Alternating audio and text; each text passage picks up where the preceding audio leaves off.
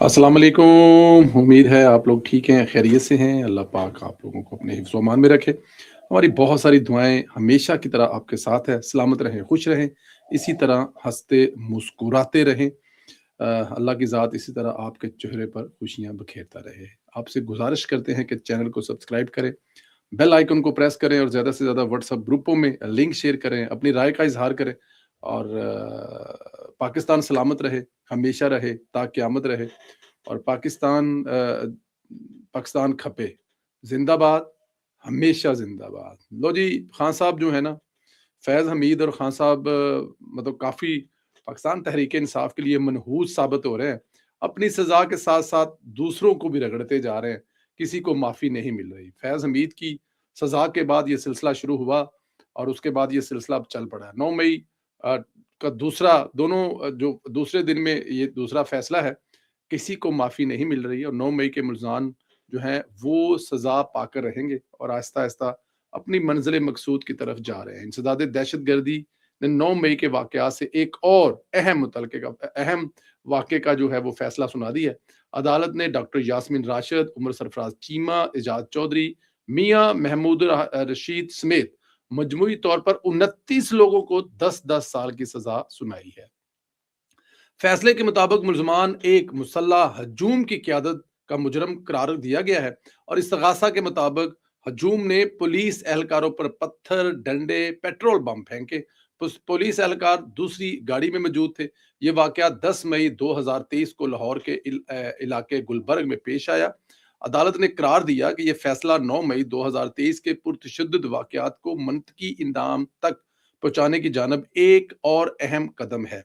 फैसले में कहा गया है कि रियासत के खिलाफ मुनज़्ज़म तशद्दुद इंतशार को कानून के मुताबिक निपटाया जा रहा है। अदालती फैसले में इस मौक़िफ़ का हवाला दिया गया कि 9 मई के वाक़यात के ज़िम्मेदार अनासर को इंसाफ के कटहरे में लाया जाए और रियासत अपनी रिट को चैलेंज करने की किसी कोशिश को बर्दाश्त नहीं करेगी कि अगर अदालत की रिट को चैलेंज किया जाएगा तो ये किसी भी तरह से बर्दाश्त नहीं किया जाएगा। अदालत के मुताबिक ये सज़ा कानून की अमलदारी, रियासती बालादस्ती के तहफ़्फ़ुज़ के लिए एक वाज़ेह पैगाम है और ये तय हो गया है कि बचत किसी सूरत नहीं होगी। शाह महमूद कुरैशी साहब की वैसे बचत हो रही है।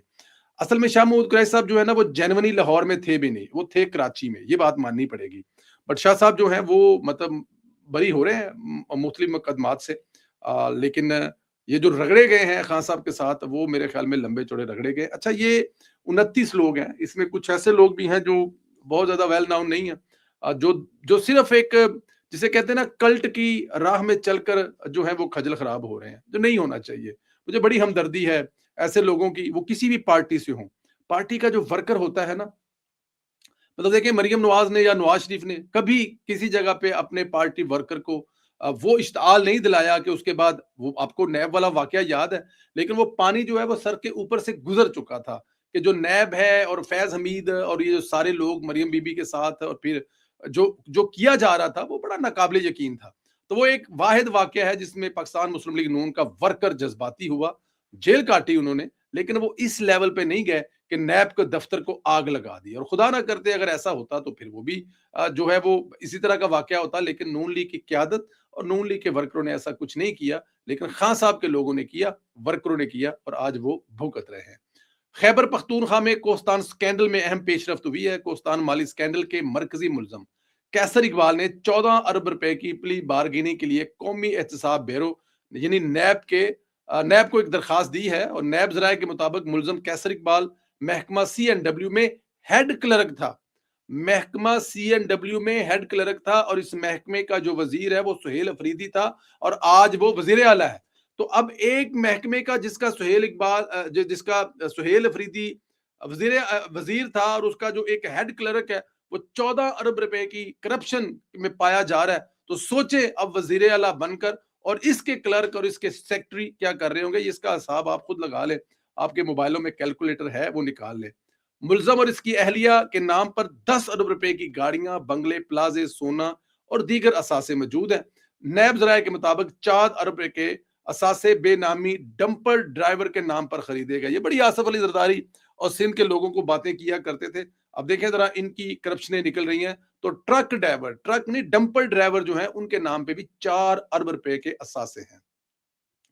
नैब ज़रा ने बताया है कि मुलज़म की जानब से 14 रुपए की प्ली बार्गेनिंग के लिए कौमी एहतसाब ब्यूरो को दरखास्त दे दी गई है। वाज़ेह रहे इससे कबल कौमी एहतसाब ब्यूरो ने 4 अरब रुपए के कोस्तान मेगा करप्शन स्कैंडल में 8 मुलजमान को गिरफ्तार किया था, जिनमें 2 सरकारी अफसर, 2 बैंकर और 4 ठेकेदार मौजूद थे। ये उस सूबे की मैं बात कर रहा हूं जिस सूबे में हुकूमत उस पार्टी की है जो इस मुल्क से करप्शन खत्म करने आई थी। पर मेरा ख्याल है कि वो करप्शन ऐसे खत्म कर रहे हैं कि पूरा मुल्क लूट लेंगे और जाहिर है कुछ होगा ही नहीं तो करप्शन कहां से होगी। ये पाकिस्तान तहरीक इंसाफ में 14 साल से हुकूमत है और वहां पर करप्शन खत्म करने के नाम पर हुकूमत है। अब इससे आप अंदाजा जो है वो लगा सकते हैं। एक जरूरी जो है वो मतलब कि इस तरह से होता नहीं। जरूरी कॉल सी और वो मैं क्योंकि 2 दफा कॉल कर चुका था और मेरे मोबाइल की ना बेल ऑन नहीं होती।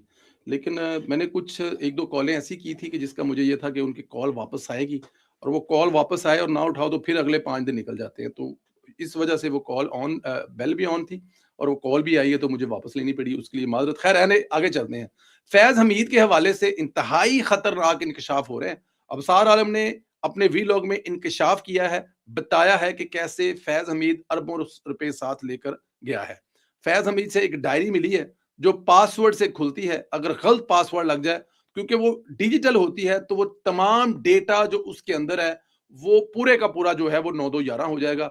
ऐसी चीजें आपने फिल्मों में देखी होंगी लेकिन हकीकत में भी मौजूद है कि उस पर गलत पासवर्ड ट्राई की जाएगी तो वो सारे का सारा डेटा जो है वो आगे पीछे हो जाएगा। इस डायरी का पासवर्ड जो है वो फैज हमीद साहब ने दे दिया है। देना पड़ेगा ना, आप जिस जगह पे रह रहे हैं 15 महीने हो गए, उसमें कौन सा पासवर्ड कितनी देर तक आप हाइड कर लेंगे। इस डायरी में फैज हमीद के फार्म हाउस के खुफिया तय खानों का जो कोड था अंदर जाने का वो भी इस डायरी के अंदर था। इस खुफिया कैमरे से बहुत से खजाने मिले हैं जिसमें गैर मुल्की करेंसी अब ढेर सारी है, मुल्की करेंसी अरबों रुपए में है, हीरे मिले हैं, बल्कि कहा जा रहा है कि खालिस हीरे जो किसी जेवर में नहीं लगे हुए, प्योर हीरे पत्थर जिसे कहते हैं ना कि रेत दे विचों इंच चुक लेंदे हो, इस तरह से पत्थर हैं और वो पोटलियों में बंधे हुए हैं। मतलब एक नहीं या दो नहीं बल्कि हीरे हैं जो पोटलियों में रखे हुए हैं। अब अंदाजा करें कि ये इंसान ये इतनी दौलत कहां लेके जाएगा दूसरों के घरों को उजाड़ कर। इसके अलावा जो फौज को नुकसान पहुंचाया उसकी तो आप बात ही छोड़ दें ना। फौज अब तक वो संभालने में मसरूफ है क्योंकि वो जो एक पूरे के पूरी जो एजेंसी का डेटा है ना, अब जो बंदा वजीरिस्तान में काम कर रहा है, फलां जगह पे काम कर रहा है, फलां जगह पे कर रहा है, क्या वो उसको पता होगा कि फैज हमीद साहब अभी भी फौज से रिटायर होकर भी फौज के लिए काम कर रहे हैं? तो क्या उसके वो ऑर्डर ऐसे ही ले रहा होगा जैसे फिर साबिक डीजी आईएएस आएंगे। तो बहुत सारे 90% लोगों को तो ये पता ही नहीं होगा कि ये रिटायर होने के बाद भी अब उसको कोई मैसेज, उसको कोई काम, उसकी कोई लाइन बिछानी होगी, किसी को ऊपर नीचे करना होगा, तो वो तो वैसे ही ओबे करेंगे क्योंकि उनको होगा, यही बताया होगा कि भाई मैं मतलब रिटायर हो गया हूं लेकिन फौज के साथ ही काम कर रहा हूं, क्या कर लेंगे आप। तो ऐसी बहुत सारी चीजें भी फैज हमीद से मिली हैं। कहा जाता है कि लियाकत अली खान के कत्ल से अब तक के बड़े जो वाकयात हैं उनकी खुफिया रिपोर्ट भी साथ ले गए हैं। बेंद्री भुट्टो के कत्ल की रिपोर्ट भी है, यानी कुछ नहीं छोड़ा, एजेंसी का सारा डेटा साथ ले गए हैं। ऐसा डेटा जो आज तक किसी के हाथ नहीं लगा। यानी अभी भी फैज हमीद की गेम जो है वो खत्म नहीं हुई, फैज हमीद की गेम जो है वो चलती रहेगी। बीबीसी ने एक रिपोर्ट, बीबीसी के जो फेसबुक है उस पर उन्होंने एक रिपोर्ट लगाई, उसमें लिखा है कि इमरान खान साहब जो है बड़े हशाश बशाश थे और फैसला सुनने के बाद मुस्कुराए हैं। अब समझ आता है बीबीसी इंग्लैंड से, स्काई न्यूज इंग्लैंड से कि इस वक्त क्यों तकलीफ हो रही है, क्योंकि असासा है ना भाई, ये उनका असासा है ना। अब मैं ये बीबीसी पर या मतलब किसी पे वो तो नहीं कह रहे आप, लेकिन असासा है, तकलीफ है। तो अब वहां पर जो एक जो खबर लगी है उस खबर को बहुत सारे लोग जो हैं वहां पर जो मौजूद थे, एक दोस्त है जो उन्होंने उन्होंने ट्वीट की, वो वहां पर मौजूद थे, वो कह रहे थे कि ऐसा कुछ नहीं है, इमरान खान साहब बिल्कुल नहीं मुस्कुराए, बल्कि इमरान खान साहब सख्त शौक में थे, रंजीदा थे। और उनके चेहरे पर परेशानी जो है वो यहाँ थी क्योंकि उनकी बेगम भी उनके साथ थी, तो उनको कुछ शायद कुछ थोड़ी बहुत आस उम्मीद थी कि यहाँ से जान छूट जाएगी, तो वो जान नहीं छूटे, तो वो काफी परेशान थे। लेकिन बीबीसी ने ये रिपोर्ट नहीं किया कि खान साहब ने अपने वकील सुलेमान सफदर को काफी बदतमीजी कहा कि तुम मेरी इजाजत के बगैर यहाँ पे कैसे आए हो और मेरी इजाजत के बगैर तुमने वकालतनामे पे या वो जो दस्तखत करने के लिए डॉक्यूमेंट है उस पे साइन कैसे कर दिए हैं। तो इमरान खान साहब काफी परेशान थे, काफी गुस्से में थे और ये वो लोग बता रहे हैं जो वहां पर मौजूद थे।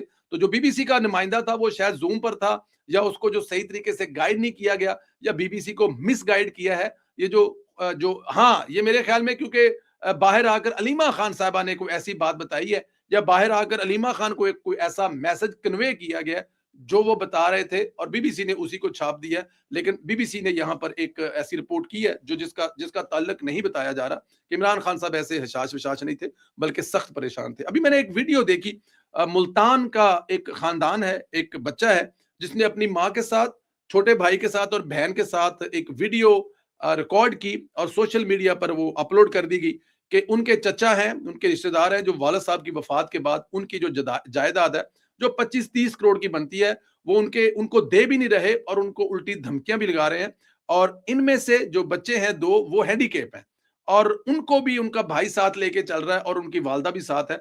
तो वो माँ जी ने और बच्चे ने मरियम नवाज़ के नाम एक मैसेज छोड़ा कि हमारा जो रिश्तेदार है, हमारी ज़मीन पर कब्ज़ा करके बैठा है, हमें नहीं दे रहा। उल्टा वो कह रहा है कि कच्चा चबा जाऊँगा, मैं तुम लोगों को मार दूँगा, मेरे हाथ जो हैं सीसीडी में हैं और मैं तुम लोगों को इबरत का निशान बना दूँगा। बल्कि ये भी कहा कि खबरदार अगर मरियम नवाज़ के किसी पोर्टल पर जाकर शिकायत की। जब ये वीडियो वायरल हुई तो सीएम हाउस से इसका नोटिस लिया गया और विदिन फ्यू डेज़ वो दोबारा बच्चा वीडियो अपलोड कर रहा है और बता रहा है और उसके हाथ में डॉक्यूमेंट है कि हमारी जो दी हुई दरखास्त पे उस पे अमल दरामद हुआ है, हमारे हक में फैसला हुआ है और हमें कब्जा दिला दिया गया है। ये इंसाफ है, जिस इंसाफ के बारे में इस्लाम हमें कहता है, या इस्लाम हमें इंसाफ करने के बारे में, या हुक्मरान को जो हुक्मरान की जो ड्यूटियां हैं, जो जिम्मेदारियां हैं, जो हम बादशाहों के इलाके में सुना करते थे या बादशाहों के ज़माने की कहानियाँ सुनते थे कि बादशाह के हुक्म पे विदिन मिनट इंसाफ होते थे। तो ये मरियम नवाज़ जो है, उन बादशाहों की याद ताज़ा कर रही हैं कि अगर आपने कोई दरख़्वास्त देने के बाद वीडियो अपलोड की है, तो वो भी सीएम का जो सेल है, वो उसको वॉच कर रहा है, देख रहा है और देखने के बाद आप देख सकते हैं कि वो उन्होंने कैसे उस पे इंसाफ किया और वो खातून और वो बच्चा मरियम नवाज़ का शुक्रिया अदा कर रहा था। तो मैं ये सोच रहा था कि मरियम नवाज़ के पीछे बहुत से मज़लूम लोगों की दुआएँ हैं और वो जो दुआएँ हैं मरियम नवाज़ को हर दिन और स्ट्रॉन्ग कर रही हैं और वो हर दिन अपनी अवाम की किसी न किसी हवाले से खिदमत कर रही हैं। अल्लाह पाक आप लोगों को हिफ्ज़-ओ-अमान में रखें। मेरी दुआएँ हमेशा आपके साथ हैं, सलामत रहें, खुश रहें। अगले वीडियो में फिर इंशाल्लाह मुलाकात होगी। खुश रहें, सलामत रहें। Thank you very much.